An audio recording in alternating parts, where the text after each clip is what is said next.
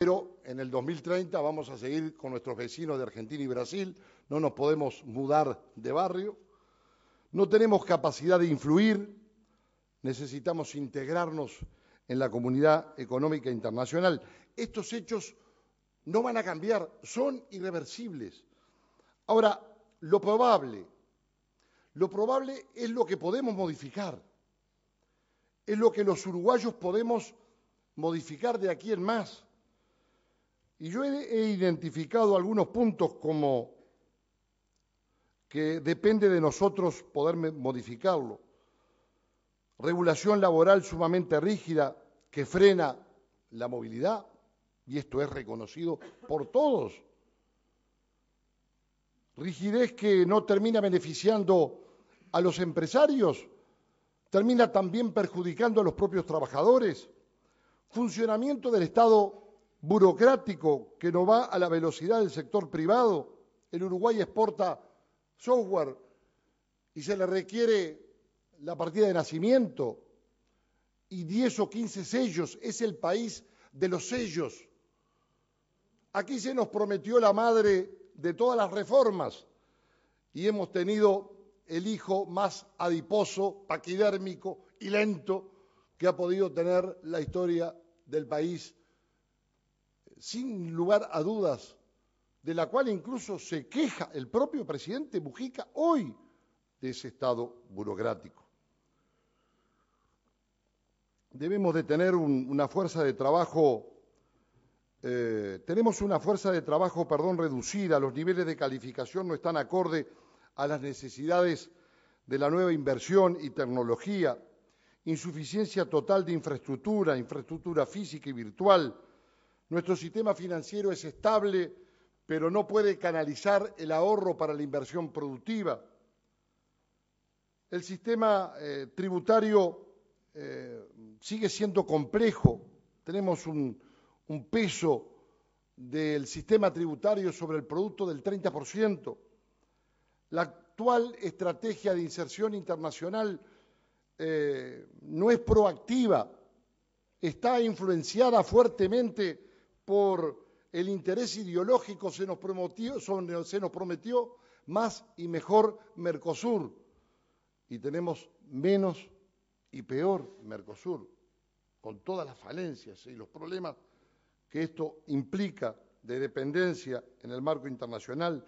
Carecemos de una estrategia clara y marco legal y regulatorio que garantice el cuidado del medio ambiente.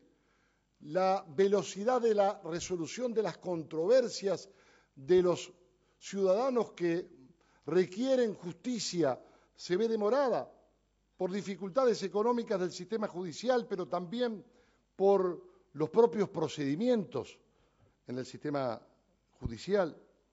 Estos son los 10 desafíos instrumentales y reformas estructurales para poder alcanzar un bienestar económico hacia el 2030 que nos acerque al producto que había señalado per cápita. Ahora, cabe preguntarnos, si hiciéramos correctamente estos deberes, ¿ello alcanzaría para tener un país socialmente justo, basado en valores, donde el realismo político supere a la ideología, con un sistema político inclusivo y una sociedad culta y en constante progreso? La respuesta es no.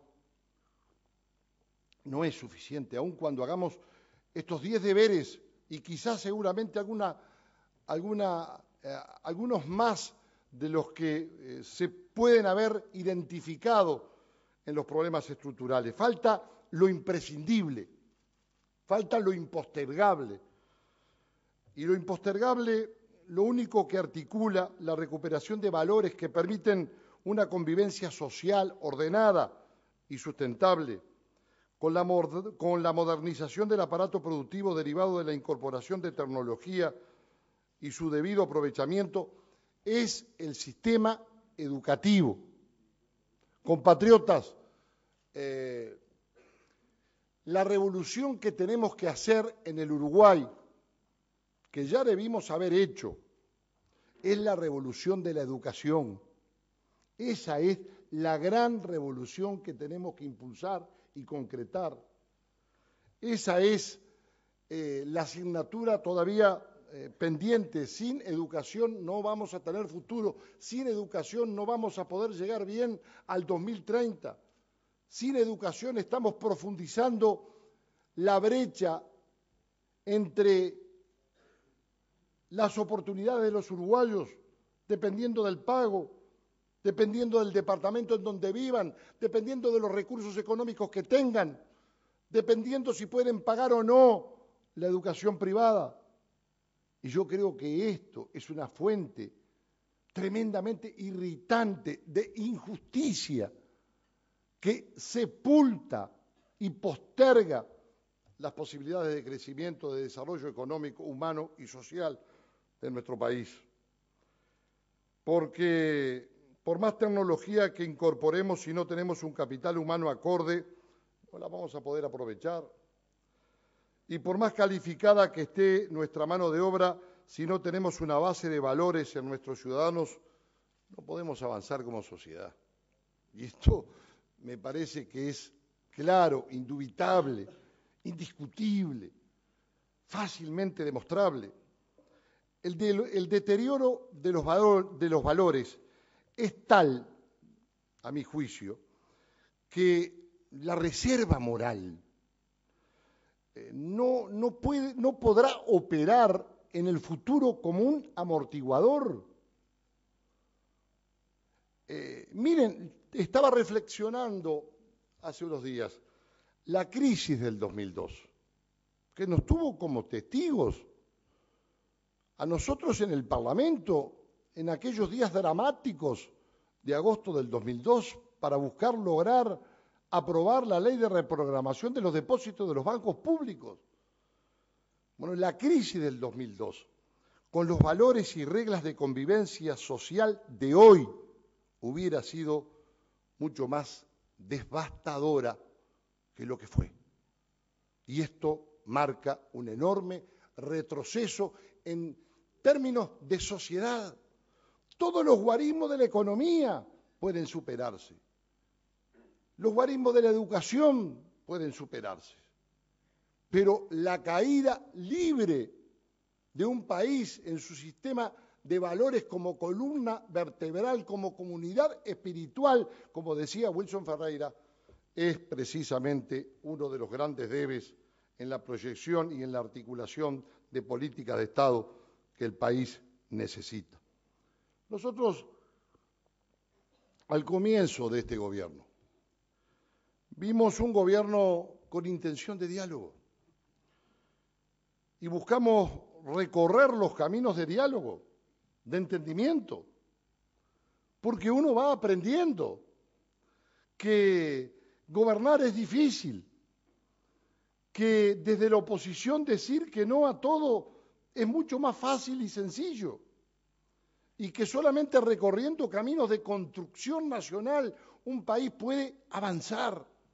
Si no jugamos al trancazo, al enfrentamiento de militares que van enquistándose en una suerte de sainete electoral multicolor que frena a la sociedad, que divide a los políticos de la gente, al gobierno del resto de los partidos. Y mientras tanto, mientras los políticos nos peleamos arriba, la gente sufre y desespera abajo. Y yo creo que a eso no tenemos derecho. Lo digo con toda claridad. También expreso que, a nuestro juicio, en los últimos meses, el actual gobierno dio un portazo al diálogo, un portazo a las negociaciones, un portazo a las políticas de Estado, un portazo al porvenir, un portazo al futuro, un portazo también hacia adentro, frenando políticas, sin tener rumbo, en una suerte de banco de niebla, navegando en un banco de niebla, porque banco de los otros seguramente precisará Raúl para hacer frente al agujero que Pluna le va a dejar a ANCAP, sin lugar a dudas. Esta es la sensación que todos tenemos. Pero nos parece absolutamente prioritario, absolutamente fundamental llevar adelante dos cuestiones que son urgentes y que condicionan el presente y el porvenir. La seguridad pública, como se ha dicho acá por parte del doctor Bordaberry. Las rapiñas fueron 2.547 en el año 90 y el año pasado superaron las 16.300. Entonces tenemos un problema que con las armas que actualmente tenemos para enfrentar no es suficiente. Ahí tenemos que vencer problemas ideológicos. Tenemos que utilizar los recursos humanos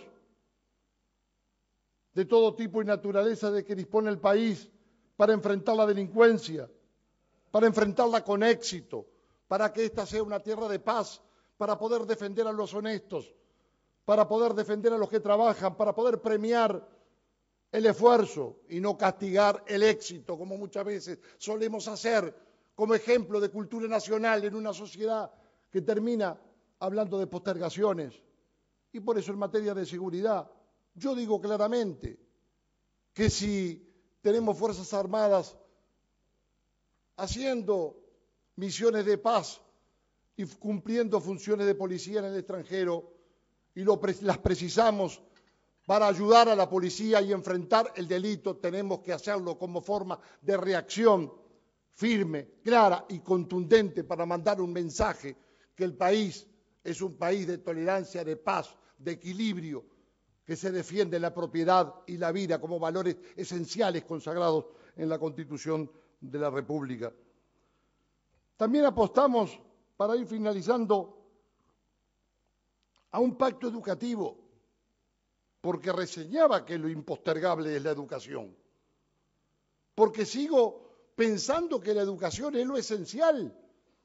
Díganme, ¿en qué país del mundo, con un gobierno que tiene mayorías parlamentarias, que no precisa de la oposición, que no necesita de la oposición, en qué país del mundo ese acuerdo nacional educativo es reclamado desde la oposición y es ofrecido desde la educación, desde la oposición?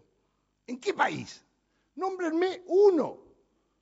Y fuimos con el doctor Bordaberry, fuimos con el presidente del Partido Nacional, Luis Alberto Heber, fuimos con Pablo Mieres del Partido Independiente a firmar un acuerdo nacional educativo el 23 de febrero del año pasado, que no se cumple, que está trancado, que no se cumple por los corporativismos gremiales, que no se cumple por la desidia de quienes dirigen la educación y no se animan a voltear esos muros que frenan y que nos sumen en el rezago, no a nosotros que somos mayores, sino a los que vienen, a nuestros hijos. Y esto es lo grave, hipotecando futuro. Ayer le envié al presidente de la República un documento conteniendo reclamos y exigencias en cuanto al cumplimiento de este acuerdo nacional educativo, que no se puede trampear con engañifas que se hacen muchas veces como forma de burlar los acuerdos que se firman, porque los acuerdos que se firman y no se cumplen dejan de existir. Y eso se tiene que entender en una sociedad en la cual, más allá de que un partido pueda tener mayorías parlamentarias, tiene que comprender que hay un 50% de la población restante que no lo votó, que tiene que respetar y que el país somos todos y todos tenemos que contribuir al bien común. Me parece que esto es esencial, la reforma educativa, porque es lo que debemos alcanzar como nivel de excelencia, como versa la última pregunta planteada para este foro, es precisamente el nivel de excelencia de la educación, porque sin educación tendremos un mal 2030, porque tenemos un mal 2012, porque tenemos un proceso educativo desintegrador que elimina las expectativas de miles de uruguayos, que los va sumiendo en círculos concéntricos de pobreza y de exclusión, de marginalidad y de ruina en cuanto al diseño de su propio futuro personal. Y esto realmente es grave a mi juicio.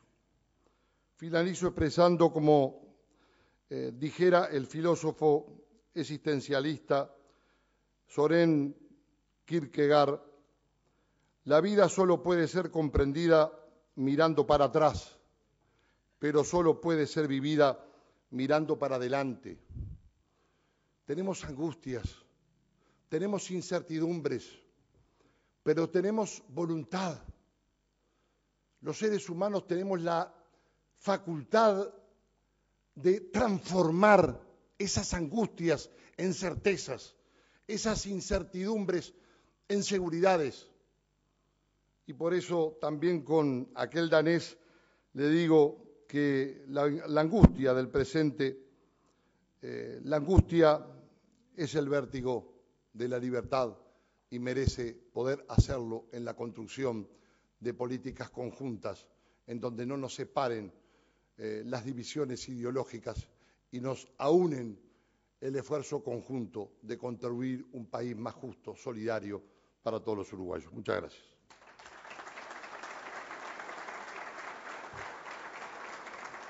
Gracias, Raúl.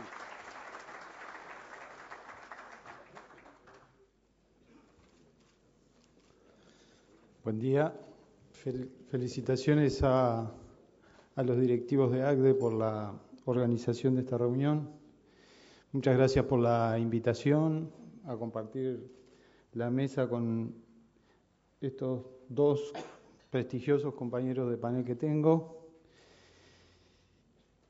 Agradezco la presencia del director de la OPP, del ministro Kreimerman, de muchos compañeros que hoy han venido, de su secretario Ortuño, que están con nosotros acá, algunos directivos de las empresas públicas y amigos de muchas empresas que hoy están representados acá.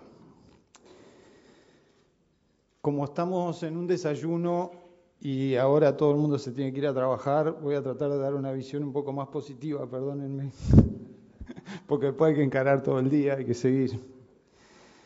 Pero francamente creo que la invitación a este debate y a este análisis es muy importante, porque estamos demasiado atrapados en la coyuntura y vale la pena mirar hacia adelante. Para mirar hacia adelante, y como no se trata de que nosotros vengamos aquí a adivinar lo que va a pasar en el año 2030, porque no somos los brujos de la tribu. En el panel anterior capaz que se parecían más a los brujos de la tribu que nosotros tres hoy acá, pero nosotros tenemos la necesidad de, y está bien planteada la convocatoria, no se trata de adivinar lo que va a pasar, sino que se trata de querer que pase, de imaginarnos el Uruguay que queremos tener en el año 2030. Y hay que mirar qué mundo vamos a tener en ese momento. Por lo que parece ser, de acuerdo a cómo viene el mundo, es evidente que ha habido un cambio sustancial en el mundo. Hay millones de nuevos tipos, de nuevas personas que se sientan alrededor de la mesa a exigir su plato de comida.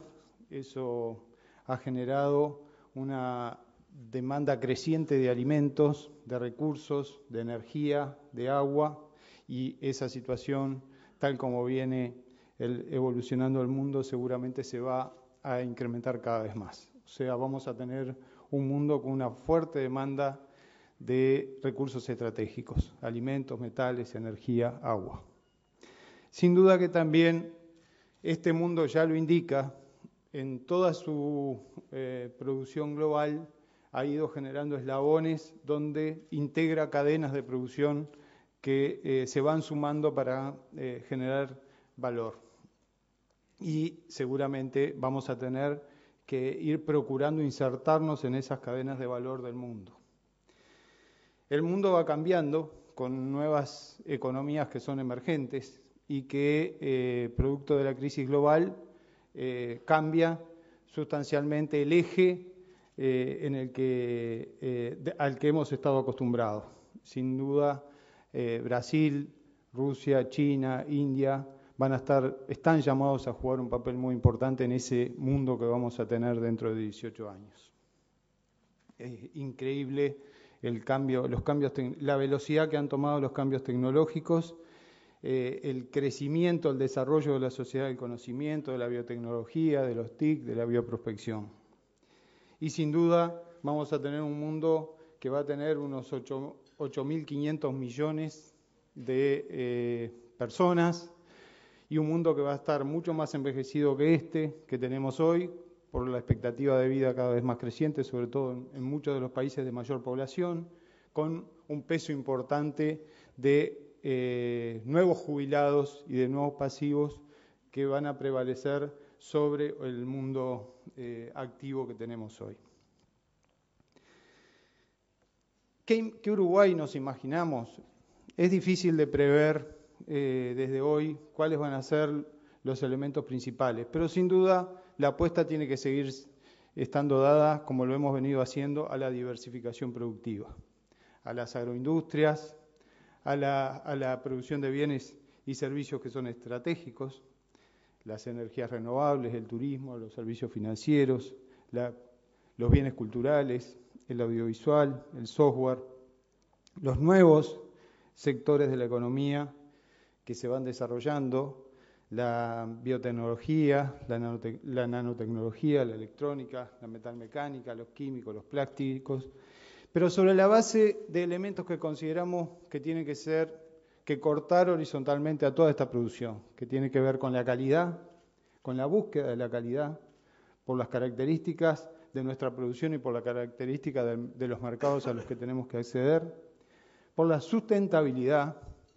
porque en ese mundo que vamos a tener dentro de 18 años, sin duda, cada vez va a ser más necesario la pelea cotidiana por la preservación de los recursos, y la sustentabilidad tiene que cortar horizontalmente y ser uno de los valores que habrá que procurar para cada uno de los sectores productivos. Cuando hablamos de sustentabilidad, ustedes lo saben, rotación de los cultivos, cómo hacemos para mitigar el cambio climático, cómo nos adecuamos al cambio climático, cómo generamos y preservamos los recursos naturales, cómo procuramos las energías alternativas, un país más limpio, y también cortando horizontalmente todos estos rubros, la economía del conocimiento. O sea, necesitamos desarrollar una enorme economía del conocimiento que agregue valor a todas estas cadenas,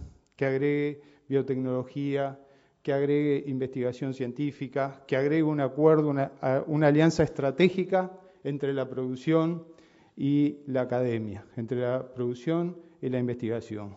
Sin duda, el desarrollo de una economía del conocimiento tiene que ser uno de los valores más importantes de ese Uruguay que nos imaginamos para el 2030.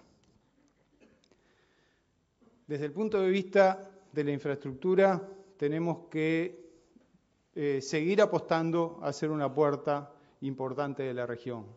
Y cuando decimos una puerta de la región, estamos hablando de la logística, de los puertos, de los servicios, de las zonas francas, de las cargas aéreas, de los servicios de carga aérea, de las comunicaciones, las carreteras, vías férreas, transporte, hidrovía, los sistemas multimodales, las interfaces y las estaciones de transferencia, las telecomunicaciones, la elaboración de contenidos, la conectividad, la tecnología aplicada a las telecomunicaciones y a la elaboración de contenidos, los parques industriales, los parques científico-tecnológicos y la energía, el gas, el petróleo, la interconexión eléctrica y gasífera.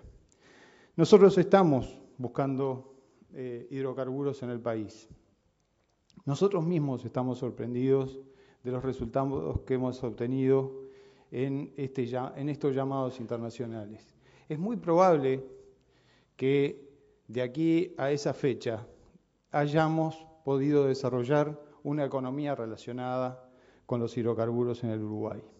Y yo comparto la preocupación del doctor Larrañaga en el sentido de que esa economía de los hidrocarburos no puede de ninguna manera sustituir o opacar el desarrollo del resto de la economía del país. Porque lo que ha pasado en algunos países petroleros es que la plata fácil del petróleo termina matando al resto de la economía. Y nosotros, que hemos ido desarrollando una economía agroindustrial, que hemos procurado una economía del conocimiento, que hemos procurado una economía de producción de bienes y de servicios, no podemos renunciar a esta economía para sustituirla por la plata fácil del petróleo, sino que en el caso que tengamos éxito habrá que tener una política de Estado y un gran acuerdo nacional de qué hacer, en definitiva, con los recursos que nos pueda brindar, ojalá que sea así, los hidrocarburos.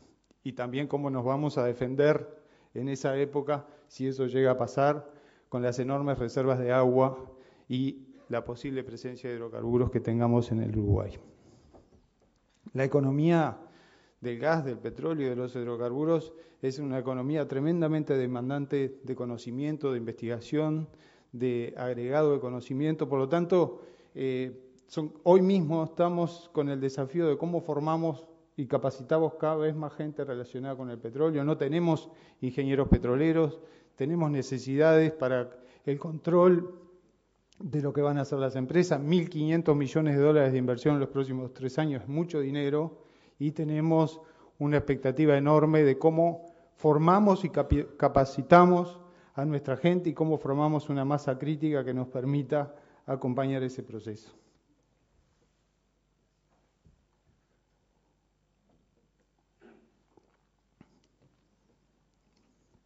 Y el Uruguay social de esa época.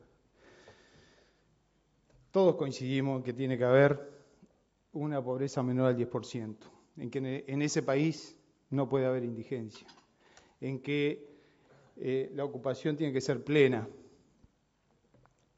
tiene que ser un país de equidad, muchas gracias, un país de integración social y un país de seguridad, un país de educación. El Uruguay tiene que ser un país calificado, ese tiene que ser el sello de nuestro país. Y el Uruguay tiene que tener, los uruguayos tenemos que sentir que tenemos calidad de vida.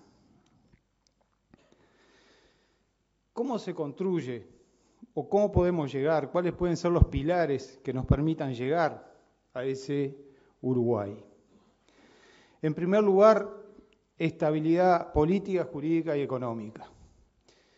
Cuando estamos nosotros los burócratas que hace 7 años que estamos en el gobierno y hemos tenido que hacer llamados internacionales para inversión, ya estamos en una para salir.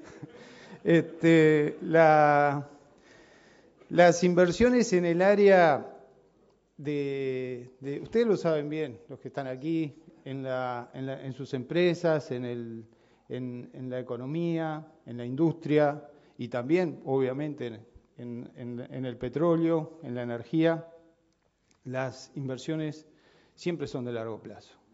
Las inversiones generalmente exceden a un gobierno. Y las inversiones y los inversionistas requieren estabilidad. Nosotros lo estamos viendo hoy cuando hacemos una convocatoria internacional.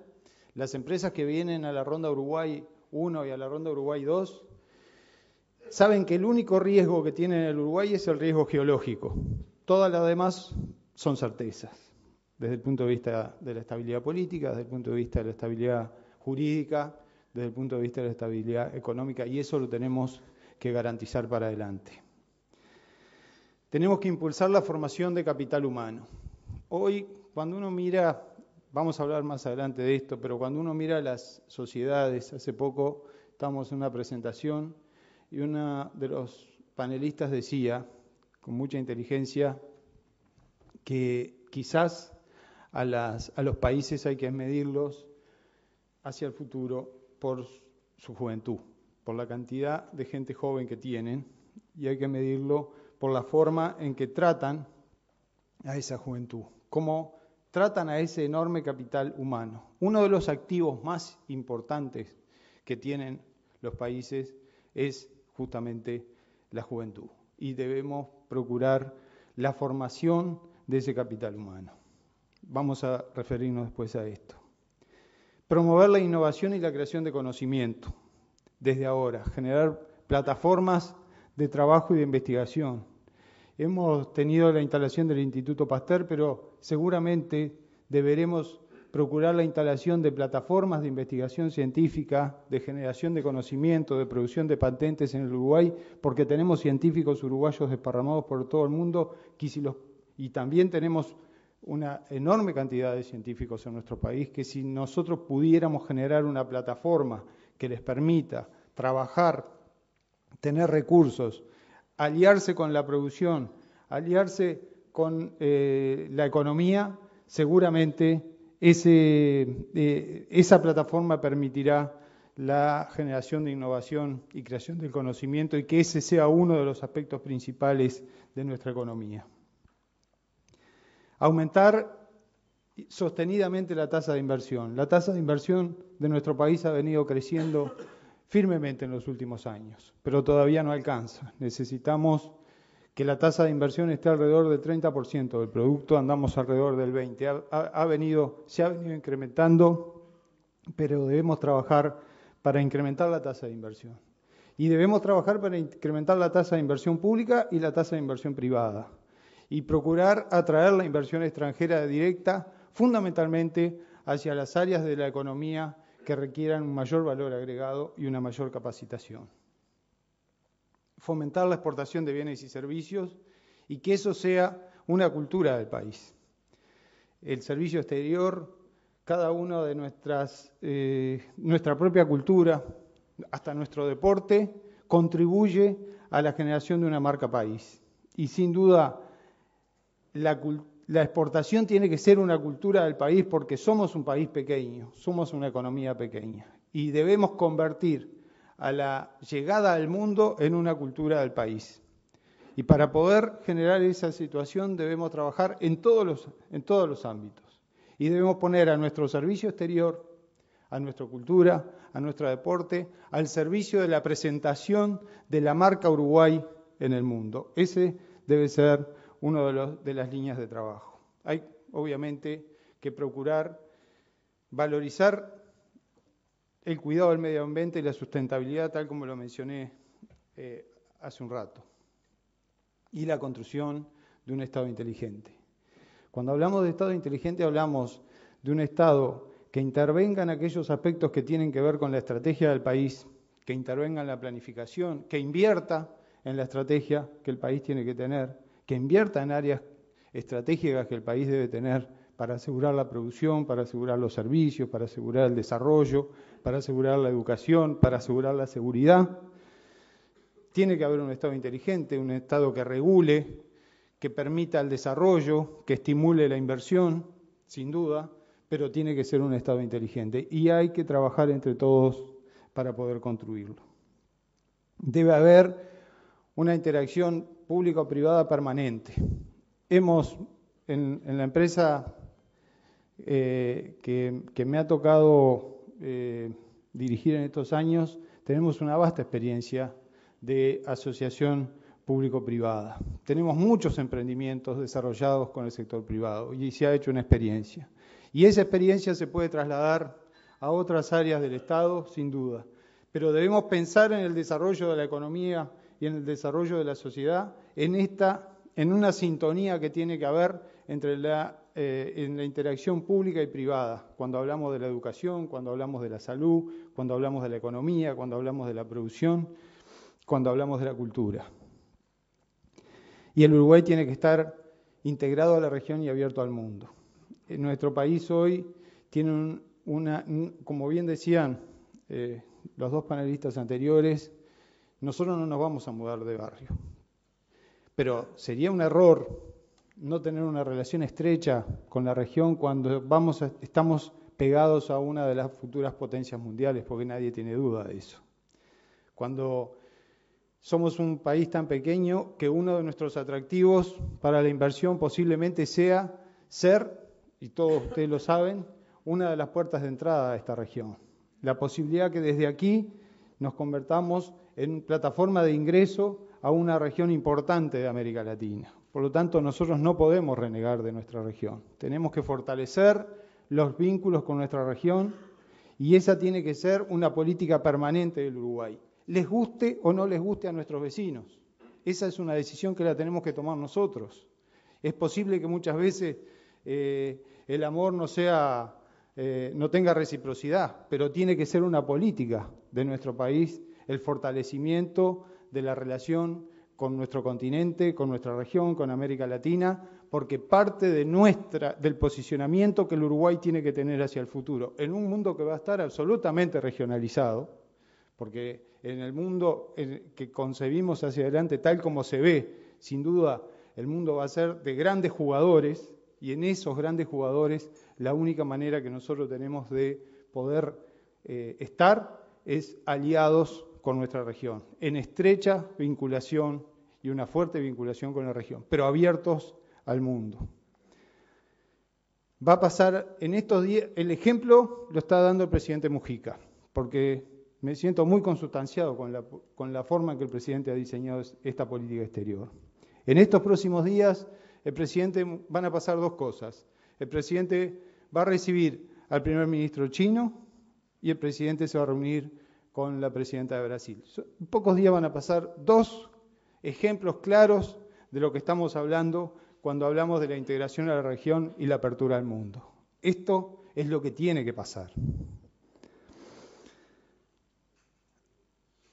¿Cuál tiene que ser el énfasis? Prácticamente yo creo que la respuesta a la gran pregunta que han hecho hoy de qué Uruguay vamos a tener en el año 2030 es la formación del capital humano.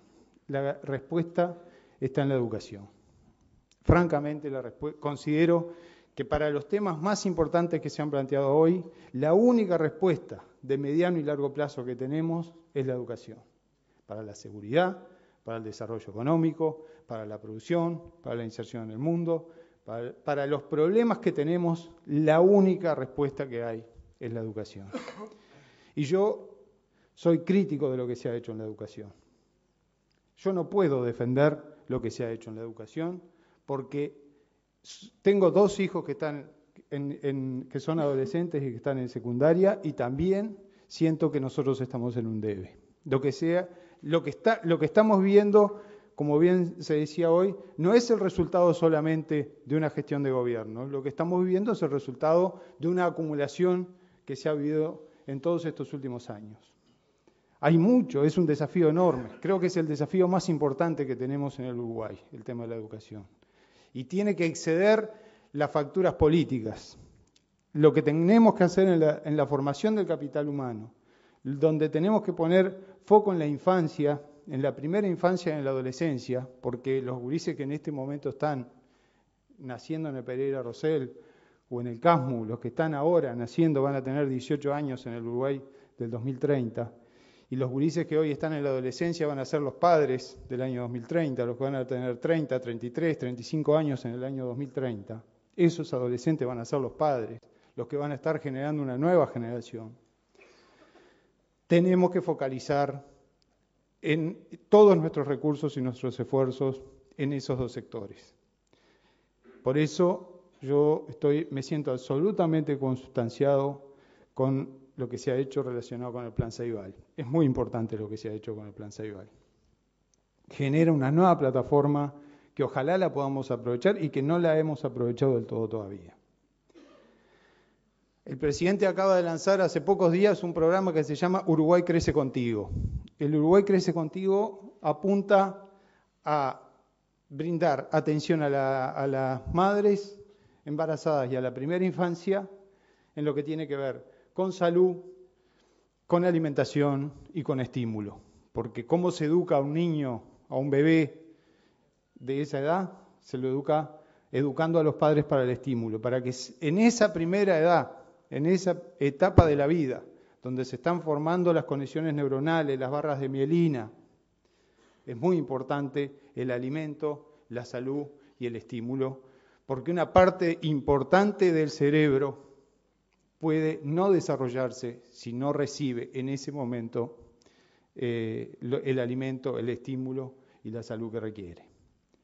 Muchas de las consecuencias que estamos viviendo hoy pueden ser consecuencia de crisis anteriores. La situación que estamos viviendo hoy puede ser consecuencia de procesos y de situaciones no resueltas en tiempos pasados.